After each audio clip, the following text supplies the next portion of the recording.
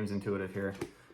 So I kind of wanted to come on here and talk more about and sort of expand more on the post I recently just shared in regards to the law of attraction, manifestation, and the quantum collapse, if you want to talk about that. So it's really in reference to this book. I'm not sure if this is really properly flipped the right way, but it's The Quantum Doctor. And it was written by Dr. Amit Goswami. He's a quantum physicist. And it was really in relation towards holistic health and the mind-body connection and how consciousness is actually connected and it essentially creates everything. And so there's a downward causation that happens. And through consciousness and through the mind and therefore the body, that's how certain illnesses can manifest or will manifest. But everything comes from consciousness first. It's a quantum possibility wave, or what I believe they call quantum superposition, when something can be in multiple states at one time before it's actually created into existence, which is like what quantum physicists call the infinite possibility wave. So, but this video is more geared towards the law of attraction, how that relates to the law of attraction. I think that a lot of people need to get away from this Newtonian physics style thinking when it comes to science, when it comes to how they view reality and the existence around them, because we are definitely in a time that a lot of stuff doesn't make sense, and it probably won't until our perceptions and our perspectives on how life actually is changes. And so I guess if you give me a chance to paint the way I see reality through my own intuition, through my own spiritual insight, as well as the spiritual insight and the education that I've received from other people as well, very well known and respected scientists of our time, and very much forward thinkers as well. So initially, I'm really hoping this video isn't super long, because it definitely could be. This is a very, very deep topic that can be very much stretched out for a long period of time, but I'm going to try and talk about it within 10 to 15 minutes, hopefully. So if we're talking about the law of attraction, most people that aren't aware of it don't know that it actually exists, and that we are actually creating the reality that we see everywhere around us. And the thing is because 95% of our day-to-day actions are dictated by our subconscious behaviors and thoughts, most of what we create is from past programming. And you get this programming from childhood all the way up to adolescence. And if you know how to reprogram your mind, consciously speaking, because the conscious mind is our creative aspects, we can reprogram our mind and our subconscious mind to essentially behave and act a different way, especially if we know that our autopilot, which is a subconscious mind, is generally what dictates our everyday actions. And so we have to change our perspective from the upward causation. So Newtonian physics talks about breaking, it's a materialist point of view, breaking everything down, like the cells and all the molecules, down to its smallest unit, and starting from there and building up. This is from what creation comes. So essentially, we're just nothing more than tinier and tinier building blocks of matter, basically.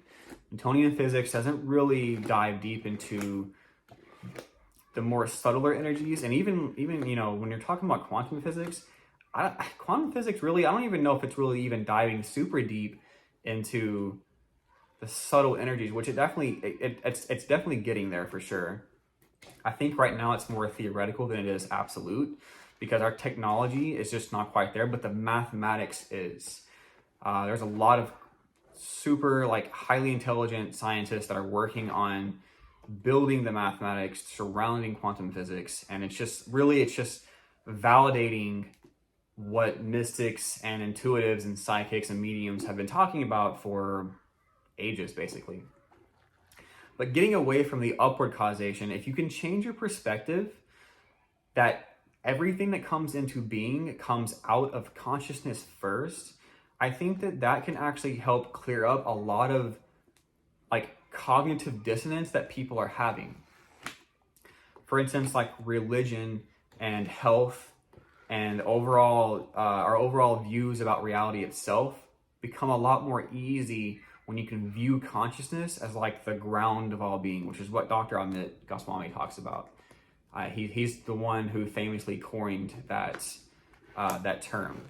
Consciousness is the ground of all being. And he says that because consciousness is like that state of reality that we ultimately are, that infinite possibility exists. And I like to look at consciousness as something that's infinite awareness. And infinite awareness to me is infinite information and all possible information as well. And so with that knowing, consciousness can begin to manifest in more denser aspects of itself and essentially collapse into being what it wants to create and experience. And you can call universal consciousness God, you can call it spirit, you can call it anything. I mean, there's a lot of different terms that you can use to describe what this essence really is. But ultimately, we are all part and parcel to it, and we are extensions of this consciousness. We are consciousness experiencing itself. You hear a lot of mystics talk about that and spiritual teachers. It is very much a reality, and I think that like people need to understand that in order to actually see what's going on. And this is why I talk about opening up the third eye. The third eye is very much connected to your pineal gland, and the pineal gland is made up of rods and cones, just like our physical eyes do. But there's other chemical reactions that happen within the pineal gland, and even frequency reactions that happen within the pineal gland that are quite a bit different than our physical eyes. And this is how we actually can connect with higher vibrations. It's already scientifically proven that this is a reality.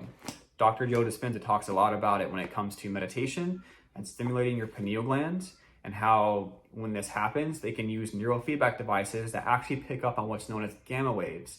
Gamma waves are super high frequency, and generally when people are emitting, or when they're being, like when the neurofeedback device is picking up these gamma waves, when they come out of meditation, they experience feelings of bliss and love and warmth. And I've definitely experienced that on many occasions myself. So when you get into that point, you know that your meditation is helping you connect with higher vibrational energy. And we have tools that can actually prove this now, that meditation allows you to pick up higher states of frequency. And so with the law of attraction kind of coming full circle here, if you view things from a consciousness perspective, a downward causation, the school that I went to is probably the best scientific way to look at this when it comes to manifestation. But they talk about 5 bodies of consciousness. And I'm not going to go too deep into them because I don't want to confuse anybody if I haven't already yet. I know this is getting pretty deep. But their 5 bodies of consciousness that they talk about is the physical, which is the densest. Obviously, we know about that. The physical nourishment, exercise, things of that sort is what nourishes that. And then you go from the physical to the vital body, which is where your meridians, your chakras, and your subtle energy lies. They generally describe the subtle body as something that is more of like a blueprint. It's an energy source that houses information, a blueprint style information that feeds into your physical body, generally through your DNA, through the meridians and other energetic pathways, that tells your body how to maintain itself. And that's a good point when it comes to holistic health, is if these parts, these energetic channels get blocked by any means, and I'm going to get to that point. If it's blocked by any means, the mind, because your perception could be off, you might have a negative view about life, and therefore certain parts of your energy can be affected by that through your mind. Because what comes after the mind, the vital body is the mental body, or the mind body, if you want to go down that route. Mental or mind, however you want to talk about it, that's exactly what it is. And it superimposes. So the higher frequency you get, it's essentially superimposing that which is below it. And it's not really below it, but like it encompasses it, right?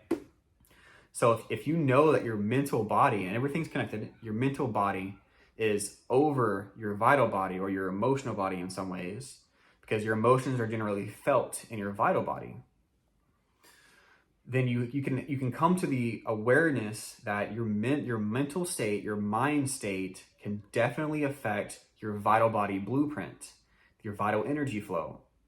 And when your vital energy flow is out of balance and blocked to such a degree that your physical body, like whenever it's supposed to tell your DNA how to produce like a certain protein, because proteins generally make up almost everything in our body. And if your body can't produce certain proteins the way it should be, then it's obviously going to have problems. Like, let's just say, you're having issues creating white blood cells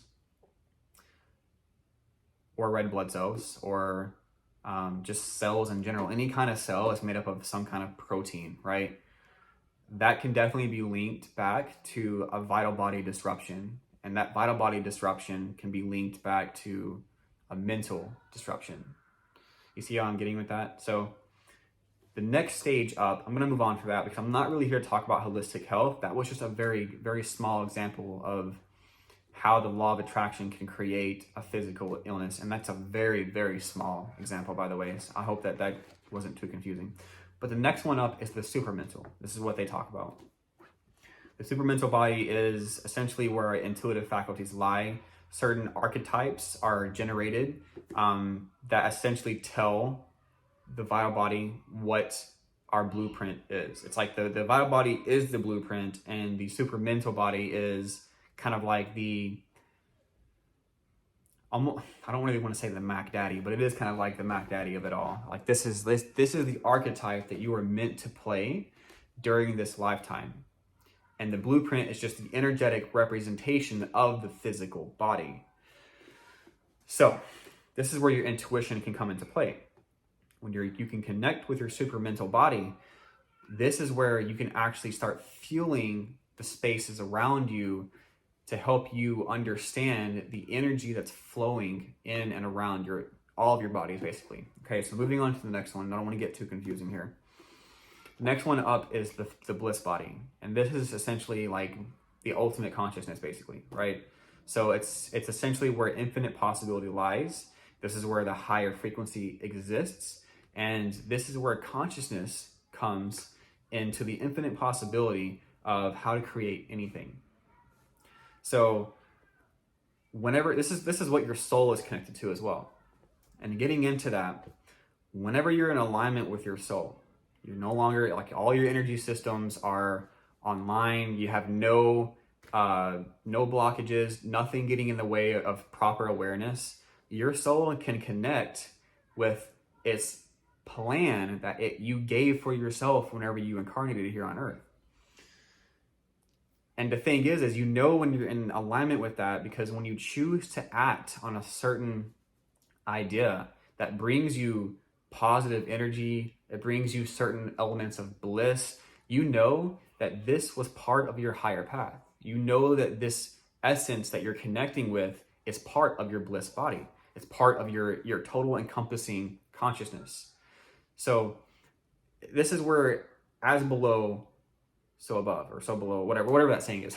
I'm probably butchering it right now. But that's where that saying comes from, is as above, so below, right? I think that's what it was.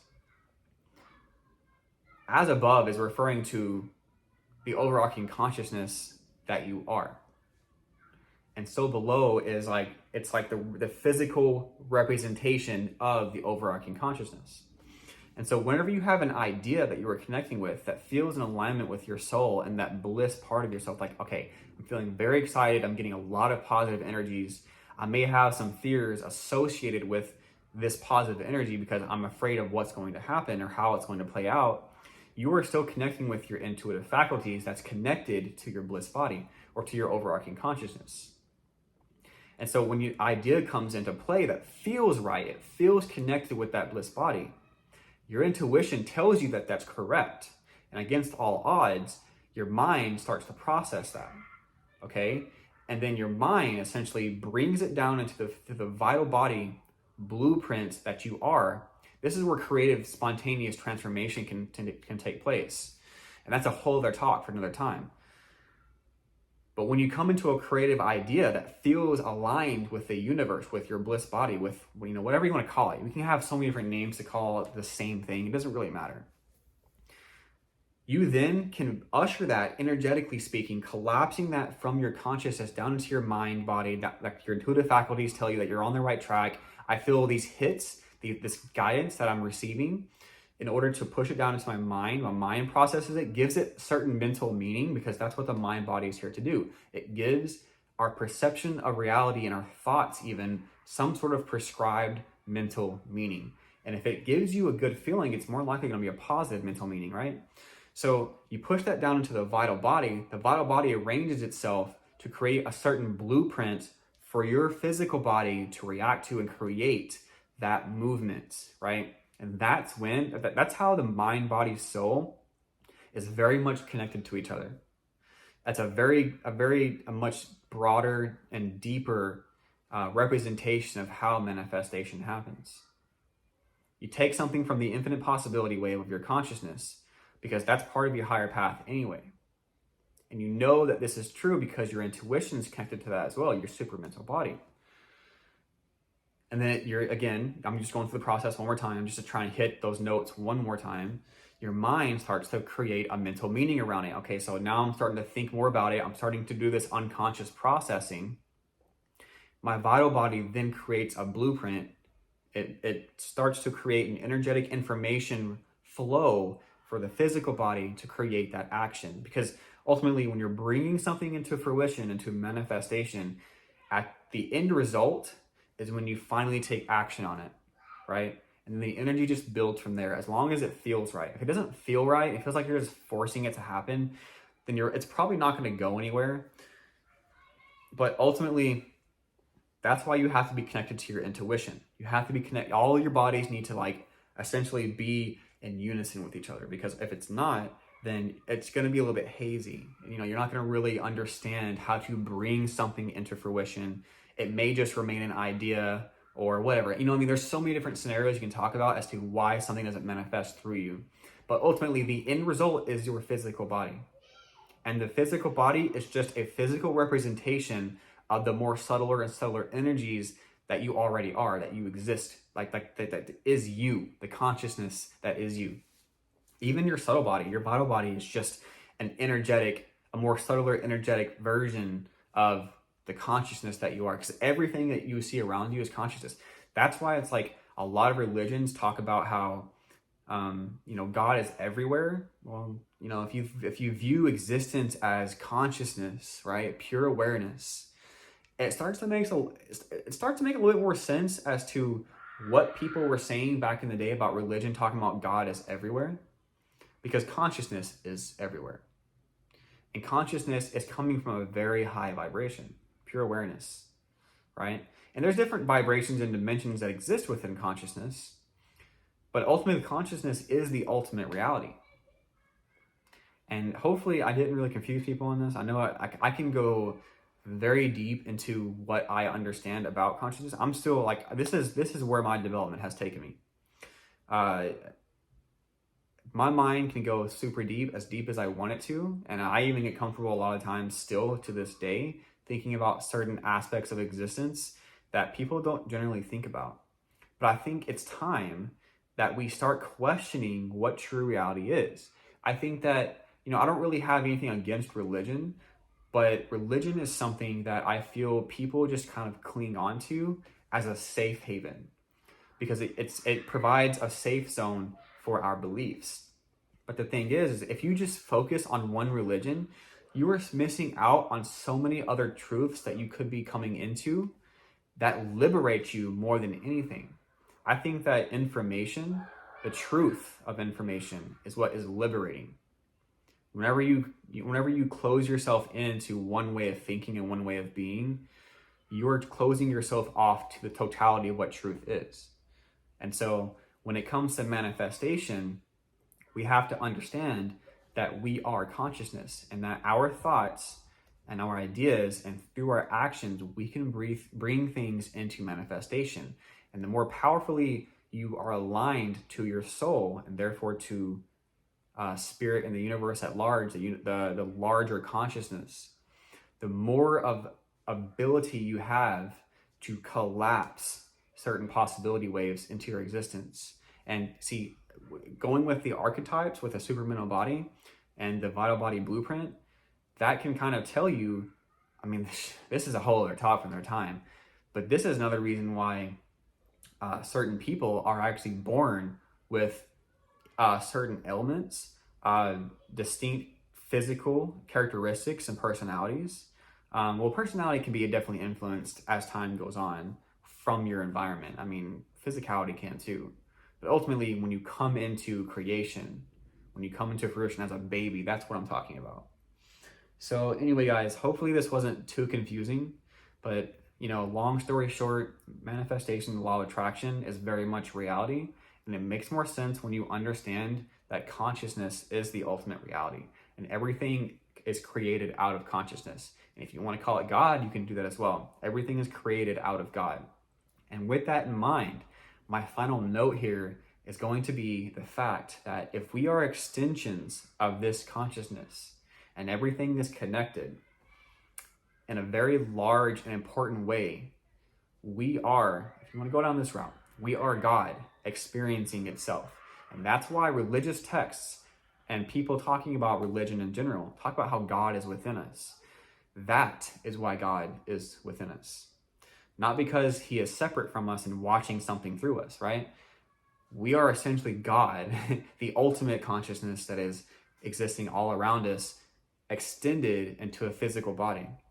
And through our multiple perspectives and what our life path has to offer, the overarching expansion of reality itself, through our own evolution and our own perceptions, that's why we are all unique. And that's why we all must manifest our higher path. Because ultimately, that's what's going to create fulfillment.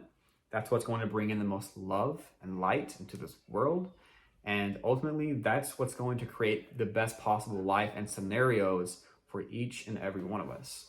So anyway, guys, that was a very long talk, much longer talk than I wanted it to be, but hopefully someone actually got something out of this. If you have any questions, definitely hit me up. I'm very much open to people asking me things. I'm very easy to get a hold of when it comes to social media, messaging and stuff like that. And again, if you're interested in this book, this is not an advertisement. Obviously, I just wanted to bring this up because this doctor, I talked about him a lot. He is amazing. I love the work that he does. And, I got other books I can talk about at some other time too. But anyway, again, thank you guys for watching this, if you actually watched this, and I'll see you in the next one.